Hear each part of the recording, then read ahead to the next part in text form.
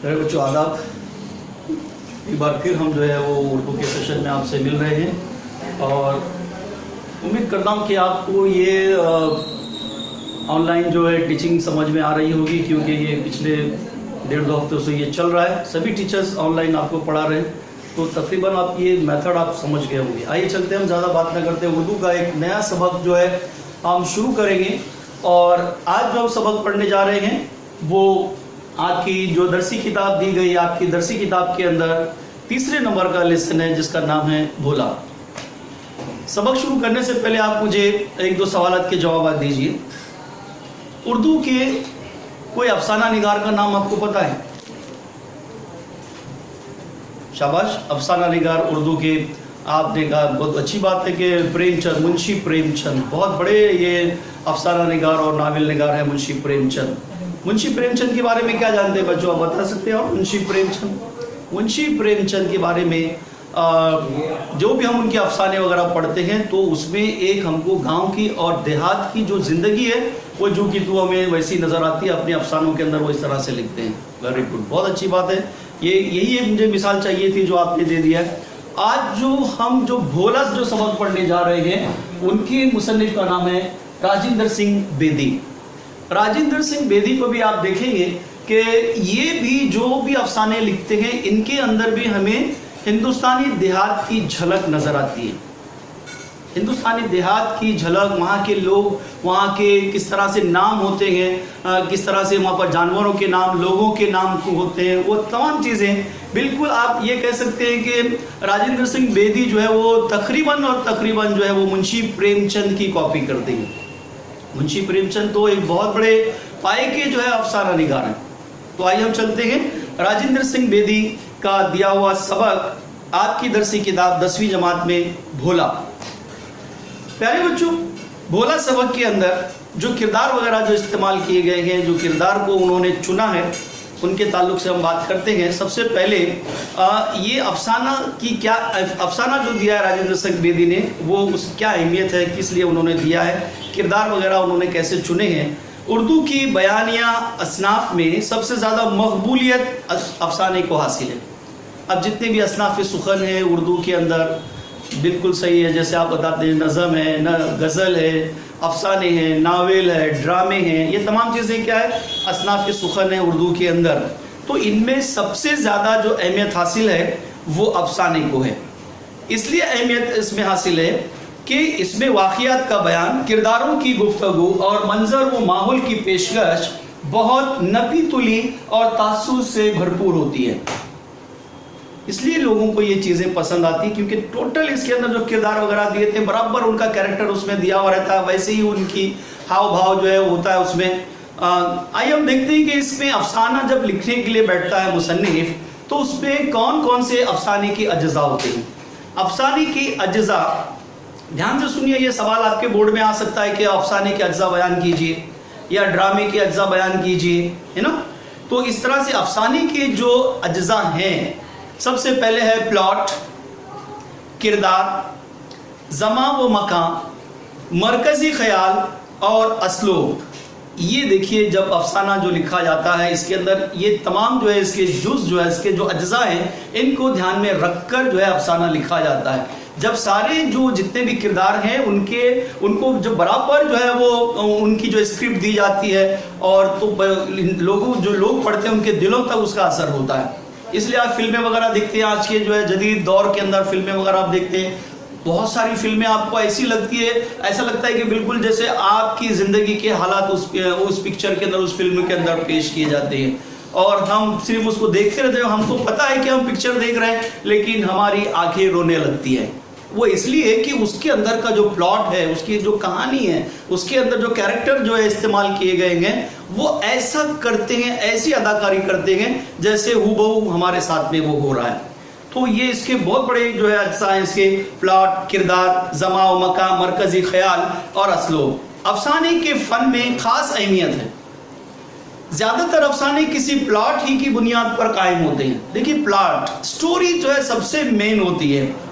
अफसाने में किरदार की शख्सियत के कुछ ही पहलू दिखाए जा सकते हैं, इसलिए अफसाने की कामयाबी के लिए लाजमी है कि इसकी इब्तिदाई में किरदार का वाज़े नक्शा उभर आए। जो किरदार इस्तेमाल होते हैं उनका जो चुनाव होता है, किरदार को जो चुनता है मुसन्निफ, वो बहुत ही अच्छे होने चाहिए। ऐसा लगना चाहिए कि जो कहानी दी जा रही है वो बिल्कुल उसके ऊपर बराबर जो है वो फिट होती है और वो अच्छा इसको निभा सकता है। हर वाकया और इंसानी तजुर्बा वक्त के किसी न किसी मखसूस दायरे और मकान या मकाम के किसी न किसी मुअय्यना पसे मंजर में जन्म लेता है। अच्छे अफसाने में माहौल की जिज़ियात और किरदार के ज़मानी पसे मंजर का वजूद ज़रूरी है।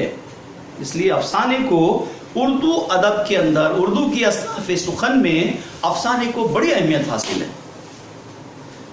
अभी थोड़ा सा मैं आपको राजेंद्र सिंह बेदी के बारे में बताता हूँ। राजेंद्र सिंह बेदी जो इस अफसाने के अफसाना निगार हैं, 1915 में ये पैदा हुए।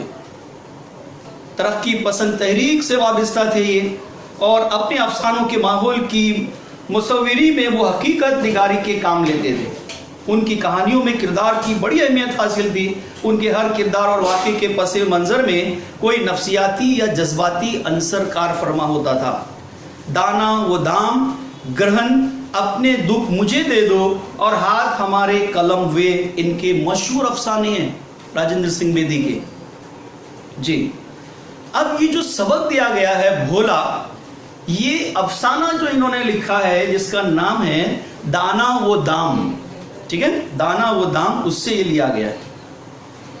जिसके किरदार सादा दिल, भोले भाले और सीधे सादे हैं। इनमें जितने भी किरदार इस्तेमाल किए गए, आप जब सबक सुनना शुरू करेंगे तो आप पता चलेगा आपको कि भाई कितने भोले भोले जो है इसमें किरदार रखे गए। इसका मतलब ये नहीं कि ये भोले किरदार है तो सबक का नाम उन्होंने भोला दिया है। भोला एक अलग कैरेक्टर है, हर एक अलग अलग कैरेक्टर है, मगर किरदार बिल्कुल मासूम, जो गांव के जो लोग होते हैं उनको चुना है, इसलिए ये हमारे दिल तक इसका असर होता है। अब राजेंद्र सिंह बेदी का इंतकाल मुंबई के अंदर ही हुआ, देखिए 1984 में। बहुत अच्छे अफसाना निगार गुजरे हैं। राजेंद्र सिंह बेदी की कई लिखी हुई किताबें हमारे स्कूल की भी जो है लाइब्रेरी के अंदर रखे हुए हैं। आइए हम चलते हैं सबक की तरफ। अभी हमने जान पहचान दी थी सबक की तरफ। मैंने माया को पत्थर के कूजे में मक्खन रखते देखा। देखिए बच्चों, अभी हम लोग जो है वो ऑनलाइन पढ़ाई कर रहे हैं, इसलिए ऐसा नहीं कि मैं मॉडल रीडिंग करूंगा, फिर बाद में फिर क्वेश्चन लिखूंगा, उसका आंसर आप तलाश करेंगे और फिर बाद में मैं जवाब उसका पूछूंगा और फिर बाद में होगा। ये सारे स्टेप्स जो है वो हम लोग क्लास के अंदर जो लेसन होते हैं उसके अंदर कर सकते हैं बखूबी आसानी के साथ में। अभी मैं सबक को पढ़ते वक्त ही आपको समझाता भी जाता, ठीक है, वेरी गुड। तो मैंने माया को पत्थर के कूजे में मक्खन रखते देखा। छाछ की खटास को दूर करने के लिए माया ने कूजे में पड़े हुए मक्खन को कुएं के साफ पानी से कई बार धोया। एक नया लफ्ज आ रहा है इसके अंदर प्यारे बच्चों। कौन सा नया लफ्ज है जो आप पहली बार सुन रहे हैं उसको? Very good, कूजा।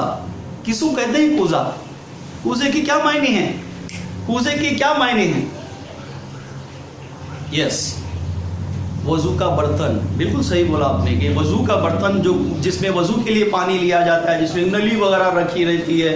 मस्जिदों में पहले बहुत सारे ऐसे जो है होते थे, जो है वजू करने के लिए लोग लेते थे, वो पत्थर के बने हुए रहते थे, उसको कूजा कहते हैं। तो कूजा यानी कि यहाँ पर आप ये समझ लीजिए कि एक बर्तन का नाम है।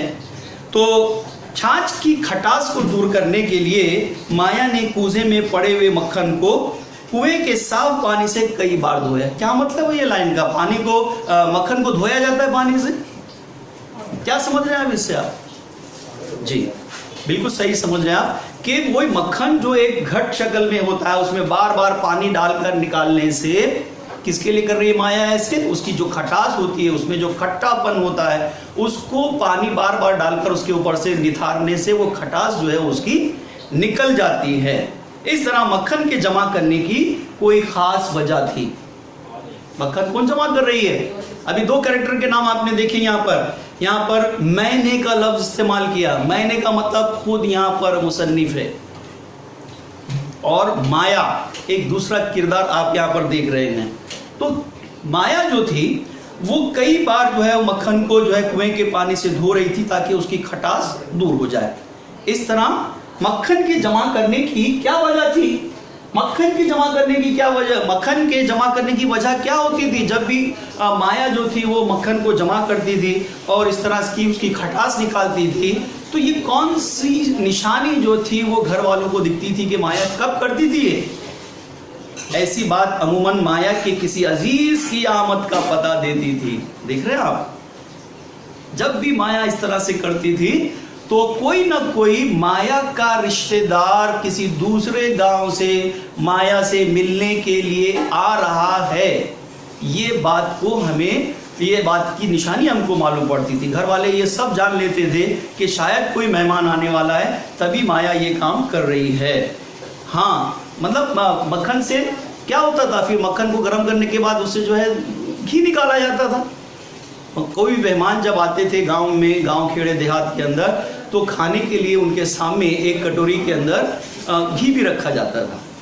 बहुत बड़ी बात समझी जाती थी उस जमाने के अंदर कि भाई दस्तरखान के ऊपर घी रखा गया था, तो घी जो है निकालते थे उसको बाद में मक्खन से, तो किसी न किसी रिश्तेदार के आने का पता देती थी। हाँ, मुझे याद आया, 2 दिन के बाद माया का भाई अपनी बेवा बहन से राखी बंधवाने के लिए आने वाला था।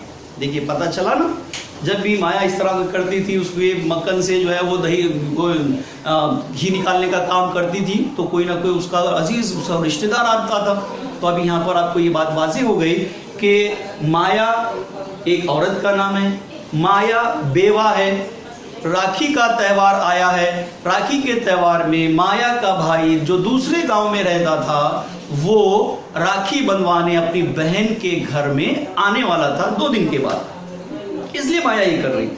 यूं तो अक्सर बहनें भाइयों के यहाँ जाकर राखी बांधती हैं, मगर माया का भाई अपनी बहन और भांजे से मिलने के लिए खुद ही आ जाया करता था। अक्सर होता क्या, राखी के त्यौहार में बहनें खुद अपने भाई से मिलने जाती, उनके घर जाकर अपनी भाई की कलाई पर राखी बांधती हैं। हिंदू धर्म में राखी की जो है बड़ी अहमियत है। राखी का जो धागा बांधा जाता है वो इस बात की जमानत होती है कि जब भी कभी बहन तकलीफ में होगी, कब भी मुसीबत में होगी, तो भाई उसकी मदद के लिए आएगा। भाई जो है उसकी मदद के लिए आएगा, ये उसकी मीनिंग है, उसका मतलब है रक्षा, जो राखी जो है। इसलिए देखिए नाम ही क्या लिखा है, रक्षा बंधन, यानी हिफाजत का बंधन। ये बहुत बड़ी हिस्ट्री भी है हमारे देश के अंदर, वो मैं आपको जो है कभी और बताऊंगा कि राखी का सिर्फ एक धागा भेजा जाता है किसी बादशाह के पास, तो बादशाह समझ जाता है कि कर्णावती को मेरी ज़रूरत है, मेरी जो है वो मदद की ज़रूरत है। कर्णावती के ऊपर किसी ने जो है हमला किया है, तो फ़ौरन एक फ़ौज लेकर जो है कर्णावती की मदद के लिए बादशाह, एक मुग़ल बादशाह जो है वो निकलता है। मुग़ल बादशाह को जो है कर्णावती, रानी कर्णावती जो है वो जो है भागा भेजती है। बहुत बड़ी हिस्ट्री है, वो हम बाद में देखते हैं। तो अक्सर बहनें जो है वो भाइयों के घर जाती हैं, मगर यहाँ पर चूंकि माया बहुत ही गरीब थी, इसलिए भाई खुद राखी बंधवाने के लिए माया के घर आ जाता था। राखी बंधवाकर वो अपनी बेवा बहन को यकीन दिलाता कि जब तक उसका भाई जिंदा है उसकी हिफाजत की जिम्मेदारी अपने कंधों पर लेता है। ये बात की मतलब हर साल अपनी बहन को, चूंकि उससे देखिए बहन बेवा थी, बेवा का मतलब क्या, उसके शौहर का इंतकाल हो गया था, इसलिए भाई ये कहता था कि तू अकेली नहीं है इस दुनिया में, मैं हूं तेरी हिफाजत के लिए, तेरी तकलीफ में मैं साथ दूंगा, तेरी तकलीफ जब भी होगी मैं आकर खड़ा रहूंगा। तो ये चीज की जिम्मेदारी भाई जो थे वो लेता था हर साल राखी बंधवाकर। नन्हे भोले ने मेरे इस ख्याल की तस्दीक कर दी। कौन से ख्याल की, कि कौन आ रहा है? भोला जो है, भोले का जो था, देखिए नन्हा जो छोटा बच्चा है उसका नाम क्या है, भोला है। तस्दीक करना मतलब जो मुसन्निफ यहाँ पर सोच रहा था कि क्या हो रहा है, तो अब पता चला कि राखी का त्यौहार आने वाला है और माया का भाई आ रहा है। ये बात मुसन्निफ के दिमाग में क्लियर हो गई। और ये कौन किया? भोले ने। क्या किया भोले ने? गन्ना चूसते हुए उसने कहा, भाई परसों मामू जी आएंगे ना, बाबा परसों मामू जी आएंगे ना। आकर वो अपने दादा से पूछता है कि परसों मामा जी आने वाले हैं। ये क्वेश्चन आकर भोला जो है वो अपने दादा से पूछता है। तो नन्हे भोले ने इस ख्याल की तस्दीक कर दी। गन्ना चूसते हुए एक छोटा सा बच्चा, भोला कौन है यहाँ पर? एक छोटा सा बच्चा है, गन्ना चूसते हुए आया, आकर कहता है, बाबा परसों मामू जी आएंगे ना।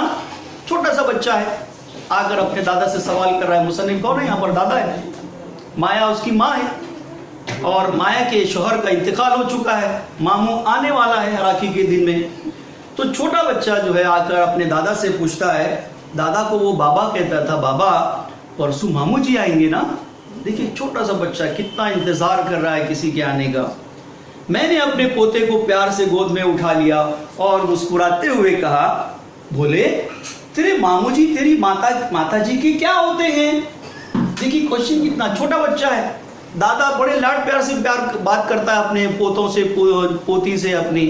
तो कितने प्यार से जो है वो दादा भी ये कह रहे हैं कि भोले तेरे मामू जी तेरी माता जी के क्या होते हैं? मतलब रिश्ता पूछ रहा है, तेरे मामू तेरी अम्मी के तेरी माँ के क्या लगते हैं? भोले ने कुछ तामुल के बाद जवाब दिया। बच्चा छोटा था, बड़ा होता तो फौरन कोई ना कोई जो है जवाब मिल जाता, लेकिन बच्चा सोचता है कि छोटा बच्चा है। तामुल के माने थोड़ी सी देर के बाद में बच्चा जवाब देता है। क्या जवाब देता है आपको पता है ना? माँ का भाई कौन लगता है आपका? यस, बिल्कुल सही, मामू जी। बच्चा कहता है मामू जी। माया खिलखिलाकर हंसने लगी। जैसे ही अपने बच्चे के मुंह से अपने भाई का नाम सुना तो माया हंस पड़ी। वैसे माया हंसती नहीं थी, माया बिल्कुल जो है खामोश रहती थी, एकदम खामोश मूर्ति की तरह काम करती थी। उसकी वजह क्या थी? बहुत जल्द किसी वजह से उसके शौहर का इंतकाल हो चुका था। बहुत गमगीन रहती थी, लेकिन जैसे ही बच्चे को प्यार मोहब्बत से, आप देखिए छोटे बच्चे जब बात करते हैं तो उनका बात करने का जो तरीका है बड़े उनको बहुत भाता है और वो खुश हो जाते हैं। जैसे ही उनसे कहा कि मामू जी, फौरन माया वहीं पर खड़े होकर कुछ काम कर रही थी तो खिलखिलाकर हंसने लगती है। मैंने अपनी बहू के इस तरह खुलकर हंसने पर दिल ही दिल में बहुत खुश हुआ। कौन? बाबा यानी दादाजी।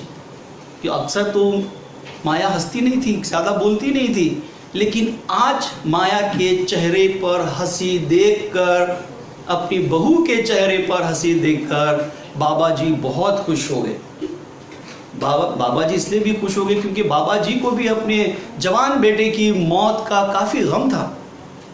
बहू एकदम मुरझाई जैसी रहती थी, आज हंसा बहू ने तो बाबा जी को भी बहुत अच्छा लगा। माया बेवा थी और समाज उसे अच्छे कपड़े पहनने और खुशी की बात में हिस्सा लेने से भी रोकता था। देखिए हिंदुस्तानी समाज के बारे में बता रहा है यहाँ पर। बेवा हो गई थी माया, समाज अच्छे कपड़े पहनने नहीं देता था। क्यों? कि उस वक्त हमारे देश के अंदर बड़ी अंधी तकलीदें चलती थी। अलग समाज, अलग अलग धर्म में बेवाओं को लेकर अलग अलग बातें होती थी। आप तो देखते हैं जैन धर्म के अंदर तो औरतों के सर के बाल मुंडा दिए जाते थे। जब किसी का शौहर का इंतकाल हो जाता था उसके बाल मुंडा दिए जाते थे, उसको एक अलग रूम के अंदर रखा जाता था, उसको अच्छी चीज़ें खाने के लिए नहीं दी जाती थी। सूखी रोटी, सूखे जो है चीज़ें उनको खाने के लिए दिए जाते थे। अलग अलग धर्म में अलग अलग प्रथा थी। कितने हिंदू धर्म के अंदर आप देखेंगे, हिंदू धर्म में तो ऐसा था कि जब शौहर मरता था तो बीवी जो है उसकी चिता पे बैठकर वो भी जो है वो क्या हो जाती थी? सती हो जाती थी। लेकिन इस्लाम के अंदर आप देखेंगे, इस्लाम ने बेवा को नई जिंदगी गुजारने का तरीका दिया, नई जिंदगी गुजारने का। जब आप सल्लल्लाहु अलैहि वसल्लम आए तो ये तमाम रस्में चलती थी, बिल्कुल इसको ख़त्म कर दिया आप सल्लल्लाहु अलैहि वसल्लम कि अगर किसी औरत का शौहर मर रहा है तो उसमें औरत की क्या गलती? औरत क्यों मरे उसके साथ? औरत को दोबारा जिंदगी गुजारने का मौका क्यों ना दिया जाए? कि इस्लाम ने इतना बड़ा दर्जा आप देख रहे हैं औरत को दिया। आगे चलते हैं, आइए। तो हमारे समाज की उस वक्त हालत ऐसी थी, आप हिस्ट्री में पढ़ते हैं हमारे समाज के अंदर कितनी अंधी तकलीदें थी, कितने जो है वो रस्म रिवाज ऐसे ही चलते थे। तो अच्छे कपड़े पहनने की इजाज़त नहीं थी बेवा को, कहीं पर शादी ब्याह में जाने की इजाज़त नहीं थी बेवाओं को, कहीं पर भी उनको मनुष्य समझा जाता था। अभी आप बच्चे हैं, आप पढ़ रहे हैं, आप खुद अंदाज़ा लगाइए, अगर किसी का शौहर मरता है तो उसमें उस औरत की क्या गलती है ना? समझ जाए, वेरी गुड। मैंने बारहा माया को अच्छे कपड़े पहनने, हंसने खेलने की तलखीन करते हुए समाज की परवाह ना करने के लिए कहा था, मगर माया ने अज खुद अपने आप को समाज के रूह फरसा अहकाम के ताबे कर लिया था। क्या किया था बाबा ने? बाबा ने ये कहा था कि भाई समाज के अंदर कुछ भी चले, लेकिन तू मेरी बहू है, बिल्कुल तो अच्छे कपड़े पहनेगी, अच्छा खाएगी पिएगी रहेगी जैसे और औरतें रहती हैं। बाबा ने बिल्कुल उसको जो है छूट दे रखी थी माया को। तो फरसा अहकाम, ये जो गलत तरीके जो है समाज के, उसके ऊपर चलने से मना किया बाबा ने। उसने अपने तमाम अच्छे कपड़े और जेवरात की पिटारी एक संदूक में मुखफ़्फ़ल करके चाबी एक जोहड़ में फेंक दी थी। माया ने क्या किया था, माया की जब शादी हुई थी उसके पास भी अच्छे कपड़े थे, चांदी सोने के जेवरात थे, सब कुछ थे, लेकिन जब शौहर का इंतकाल हो गया तो माया ने पूरे अच्छे कपड़ों को, जेवरात को एक संदूक के अंदर बंद करके एक अलमारी में उसको रख दिया, उसकी चाबी निकाल करके एक गवाड़ी में फेंक दे दी, क्योंकि अब वो चाहती थी कि अभी इसकी मेरे को जरूरत ही नहीं है, क्योंकि उस वक्त समाज ही कुछ ऐसा था, उस वक्त का समाज ही कुछ ऐसा था। प्यारे बच्चों, माया ने अपने लाल को प्यार से बुलाते हुए कहा, लाल कौन है यहाँ पर, बोला, छोटे बच्चे को बड़े प्यार से बुलाया। जैसे उसके भाई का नाम उसने सुना, वो खिलखिलाकर हंसी, तो माया को अपने बच्चे के ऊपर बड़ा प्यार आया और उसने उसको प्यार से बुलाया। बोले तुम नन्ही के क्या होते हो, बोले तुम नन्ही के क्या होते हो। अब कौन एक सवाल कर रही है, माया भी एक सवाल कर रही है अपने बेटे से। दादाजी ने एक सवाल किया था, कौन सा सवाल किया था, वेरी गुड, आप पता है आपको कि भाई बोले तो तेरी माँ के जो है भाई तुझे क्या लगते हैं, तो ये सवाल दादा ने किया था। अब माया क्या सवाल कर रही है कि बोले तुम नन्ही के क्या होते हो। नन्ही कौन है, जाहिर सी बात है भोले की बहन है, छोटी बहन भी है। भोले ने क्या जवाब दिया, भाई। भोले ने एकदम फौरन जवाब दे दिया कि मैं क्या लगता हूं, उसका भाई लगता हूं। इसी तरह तेरे मामू जी मेरे भाई लगते हैं, जिस तरह तू नन्ही का भाई लगता है उस तरह मैं, मामू जी जो है वो मेरे भाई लगते हैं। ये दोनों को, रिश्ते को जो है माया ने क्या किया, बच्चे के सामने क्लियर किया। भोला ये बात ना समझ सका कि एक ही शख्स किस तरह एक ही वक्त में किसी का भाई और किसी का मामू हो सकता है। देखिए बच्चा तो छोटा है, बच्चे के दिमाग में सवाल आ सकते हैं। बच्चा ये सोच रहा है कि एक वक्त में अगर आदमी का एक ही रिश्ता हो सकता है, अगर ये बूढ़े शख्स मेरे दादा है तो मेरे दादा है, ये छोटी बहन जो है वो मेरी बहन है तो सिर्फ मेरी बहन है और किसी की कुछ नहीं। अब एक शख्स जो गांव से आने वाला है रक्षाबंधन के वक्त, अगर वो मेरे मामू हैं तो सिर्फ मेरे मामू हैं, वो भाई के, माँ के भाई कैसे हो सकते हैं, ये डबल रिश्ता कैसे हो सकता है। बच्चा इसको समझ नहीं सका। वो तो अब तक यही समझता आया है कि इसके मामू जान उसके बाबा जी के भी मामू जी हैं। देखिए बाबा जान जो थे वो समझता है कि उसके मामू जी हैं। मुझे दोपहर को अपने घर से 6 मील दूर अपने खेतों में हल चलाने थे। बूढ़ा जिस्म इस पर मुसीबत का मारा हुआ, बेटे की मौत ने उम्मीद को यास में तब्दील करके कमर तोड़ दी। कौन कह रहा है, मुझे दोपहर को अपने घर से 6 मील, बाबा जी कह रहे, मुसन्निफ कह रहा है, दूर अपने खेतों में हल पहुंचाने थे।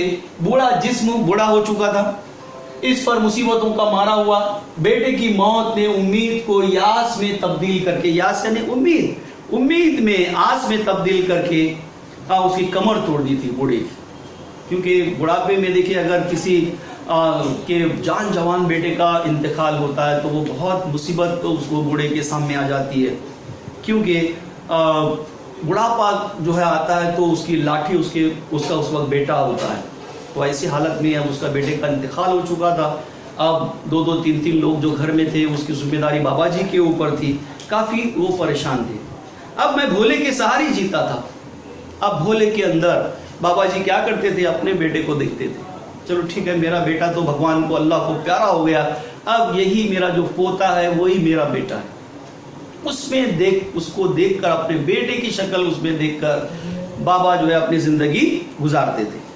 रात को मैं थकान की वजह से बिस्तर पर लेटती ही ऊँघने लगा, क्योंकि दिन भर धूप, खेती बाड़ी के काम, ये काफ़ी जो है वो बहुत ही परेशान करने वाले काम होते हैं। ऊपर से उम्र, बुढ़ापा है, तो बाबा जी काफ़ी थक गए थे और बिस्तर पर जैसे लेटे और सो गए।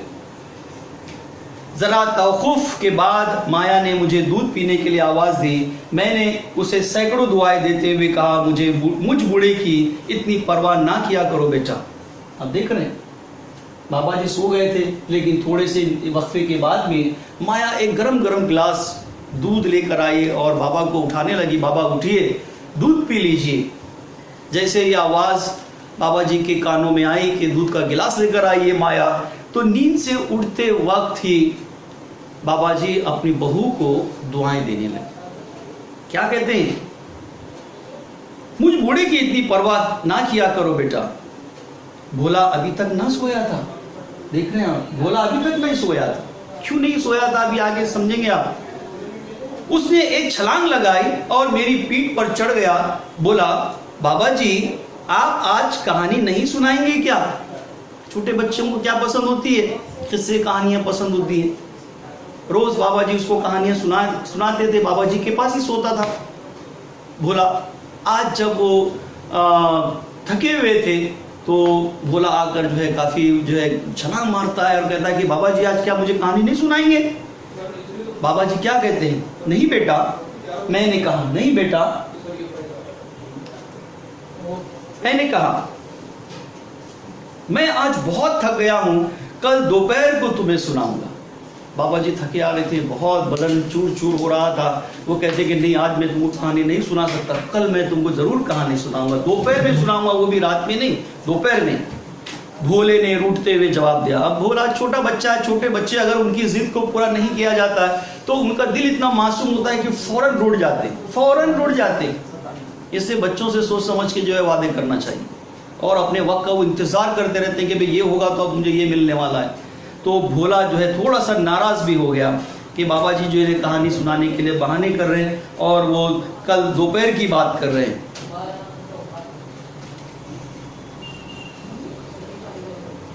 मैं तुम्हारा भोला नहीं बाबा, मैं माता जी का भोला हूं। कहानी नहीं सुना रहे तो पोता भी नाराज हो गया। वो कहता कि मैं तुम्हारा भोला नहीं, मैं तो अम्मी का भोला हूं, तुम्हारा भोला बिल्कुल नहीं हूं मैं। भोला भी जानता था कि मैंने उसकी ऐसी बात कभी जो है बर्दाश्त, भोला भी जानता था कि मैंने उसकी ऐसी बात कभी बर्दाश्त नहीं की, कभी जो है वो ऐसे अल्फाज जो है उसने नहीं कहा था। मैं हमेशा उससे यही सुनने का आदी था कि भोला बाबा जी का है और माता जी का नहीं। दादा है, अपने बेटे अपने पोते का फेवर हमेशा चाहता था। वो कोई भी पूछेगा कि भाई किसका बेटे हो तुम, वो बच्चा कहता मैं दादाजी का बेटा हूँ, मैं दादाजी का पोता हूँ। तो ये पहली बार भोले ने इस तरह के अल्फाज जो थे वो कहे थे। मगर उस दिन हलों को कंधे पर उठाकर 6 मील तक ले जाने और पैदल ही वापस आने की वजह से मैं बहुत थक गया था। इस गैर मामूली थकन के बायस मैंने भोले की वो बात भी बर्दाश्त की और उमते सो गया। हालांकि भोला ऐसी कभी बात नहीं करता था, लेकिन काफ़ी बाबा जी 6 मील तक अपने कंधे पर हल को उठाकर लेकर गए थे, पैदल थक गए थे। ये भी बात उनको बर्दाश्त करनी पड़ी। सुबह के वक्त उसने फिर मेरी गोद में आने से इनकार कर दिया और बोला मैं नहीं आऊँगा तुम्हारे पास बाबा। क्यों बोले? देखिए सुबह में उठकर बच्चा जो है बिल्कुल ही जो है दादाजी के पास आने से जो है वो इनकार कर रहा है और वो कहता है कि नहीं मैं तुम्हारे पास नहीं आऊँगा। बाबा जी कहते हैं क्यों भोले, क्यों नहीं आओगे मेरे पास? भोला बाबा जी का नहीं, भोला माता जी का है। भोला बाबा जी का नहीं, माता जी का है। मैंने भोले को मिठाई के लालच से मनाया और चंद ही लम्हात में वो बाबा जी का भोला बन गया। अब बच्चों को क्या है, बच्चे को थोड़ी सी अगर हम जो है उनको कुछ देते हैं, मिठास मीठी चॉकलेट वगैरह देते हैं, बच्चे मासूम रहते हैं, फिर वो अपनी बात को जो है वो मान जाते हैं। तो बाबा जी ने भोले को भी यहाँ पर मनाया और कहा कि मैं तुमको चॉकलेट दूंगा, मैं मिठाई दूंगा। चंद ही लम्हात में जो भोला अभी बाबा जी का नहीं माता जी का कह रहा था, वो कहा कि वो अब मैं बाबा जी का भोला बन गया और मेरी गोद में आ गया और अपनी नन्ही टांगों के गिर्द मेरे जिस्म से लपेटे हुए कंबल को लपेटने लगा। माया ने पाव भर मक्खन निकाला और उसे कूजे में डालकर कुएं के साफ पानी से उसकी खटास को धो डाला। अब माया ने अपने भाई के लिए शेर के करीब, शेर देखिए शेर लफ्ज आया यहाँ पर। शेर के माने क्या हुए? शेर के माने होते हैं तकरीबन 1 लीटर से थोड़ा सा कम जो पैमाना होता है उसको शेर कहते हैं। ये गांव देहात के अंदर ऐसे ही चलते रहे, वो जो नापने वाले चीज़ें नापने के लिए जो जैसे दूध वाले के पास आप जाते हैं तो वो दूध नाप कर देता है, 1 लीटर लिखा रहता है उसके ऊपर 1000 ml। तो एक शेर एक पैमाना है। तो अपने भाई के लिए माया ने क्या किया, तकरीबन 1 सेर के करीब मक्खन तैयार कर लिया। मैं बहन भाई के इस प्यार के जज्बे पर दिल ही दिल में खुश हो रहा था। बाबा जी को बड़ी खुशी हो रही थी कि अपने भाई से माया बड़ा प्यार करती है। मैंने दिल में कहा, औरत का दिल मोहब्बत का एक समंदर होता है। औरत का दिल मोहब्बत का एक समंदर होता है। माँ बाप, भाई बहन, खाविन, बच्चे सबसे बहुत ही प्यार करती है और इतना करने पर भी उसका प्यार खत्म नहीं होता। एक औरत के साथ आप देखिए बच्चों, एक औरत के साथ काफी रिश्ते लगे हुए रहते हैं। एक औरत किसी की बीवी हो सकती है, किसी की माँ हो सकती है, किसी बहन हो सकती है, आपकी अम्मी। देखिए एक औरत है लेकिन उसके साथ अलग अलग रिश्ते लगे हुए हैं। उसका प्यार कभी खत्म नहीं होता। हर एक रिश्ते के हिसाब से वो प्यार करती है। एक दिल के होते हुए भी वो सबको अपना दिल दे देती है। भोले ने दोनों हाथ मेरे गालों की झुर्रियों पर रखे और कहा, झुर्रियाँ इन्हें क्या? बाबा बूढ़े हो चुके थे, उनके चमड़ी बिल्कुल जो है गल गई थी, उसको झुर्रियाँ आ गई थी, सलवटें आ गई थी। तो बाबा के दोनों गालों के ऊपर भोला हाथ रखता है और कहा, बाबा तुम्हें अपना वादा याद है ना? फिर आकर कहता है, बाबा तुमको वादा याद है कि नहीं? कौन सा याद? कौन सा वादा? आपको मालूम है कौन सा वादा है? कौन सा वादा किया था बाबा ने? यस, वेरी गुड, दोपहर में कहानी सुनाने का वादा। तो बच्चा कह रहा है कि बाबा आज तो तुम जा रहे हो, लेकिन तुमको पता है ना कि दोपहर में तुम मुझे कहानी सुनाओगे। किस बात का? बाबा जी कहते हैं फिर से, हालांकि याद है बाबा जी को, फिर से बच्चे को थोड़ा सा चिढ़ाने के लिए कहते हैं, किस बात का बेटा?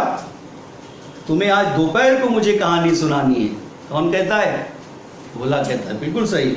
हाँ बेटा, मैंने इसका मुंह चूमते हुए कहा, मैंने इसका मुंह चूमते हुए कहा। ये तो भोला ही जानता होगा कि उसने दोपहर के आने का कितना इंतजार किया। बच्चों से जो वादा करते ना, प्यारे बच्चों, देखिए आप बच्चे, आपकी अम्मी ने, आपके अब्बा ने अगर कोई वादा किया आपसे कि मैं तो ये करेगा तो मैं ये दूंगा तुझको, तो क्या होता है, आप बड़ी बेताबी से उसका इंतजार करते हैं ना। ठीक है, यहां तक समझ में आ गए? तो आप देख रहे हैं कि ये अभी जो है बाबा जी जो है वो चूमते हैं उसका चेहरा, उसका मुंह चूमते हैं और कहते हैं कि हाँ बेटा मुझे याद है, मैं जानता हूँ कि मैंने तुमको दोपहर में कहानी सुनाने का वादा किया है। तो यहाँ तक आप इसको जहन में रखें। अगले पीरियड में हम इसके आगे मालूम करेंगे कि बाबा जी के सामने और क्या दिक्कतें पेश आई, भोला अपने बाबा जी से राज़ी रहता है या नाराज़, ये हम नेक्स्ट लेसन में देखेंगे। शुक्रिया, अस्सलाम वालेकुम।